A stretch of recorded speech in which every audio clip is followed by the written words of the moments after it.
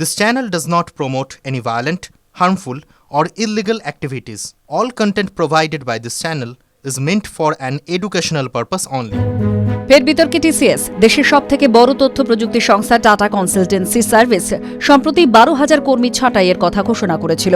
এবার জোর করে সংস্থার ম্যানেজার পদে থাকা কর্মীকে ইস্তফা দিতে বাধ্য করা হয়েছে বলে অভিযোগ উঠল।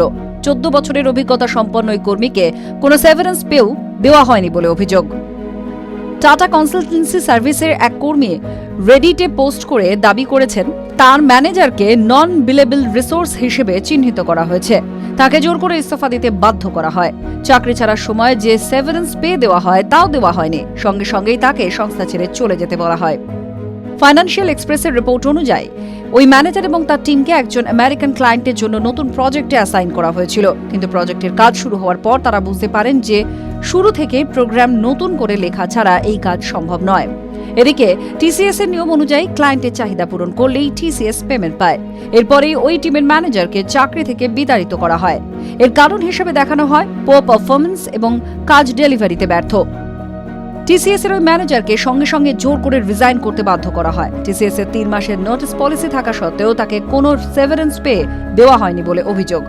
যদিও টিসিএস এর তরফে এই বিষয়ে কোনো মন্তব্য করা হয়নি বলেই জানা গেছে।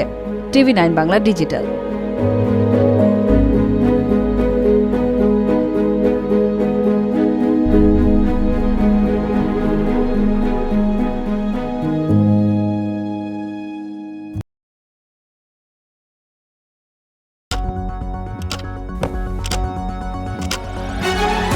রাজনীতি শুধুই কি রাজার নীতি?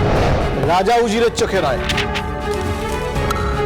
আপনার আমার চোখে সমাজের ছবি। কঠিন কথা সহজভাবে না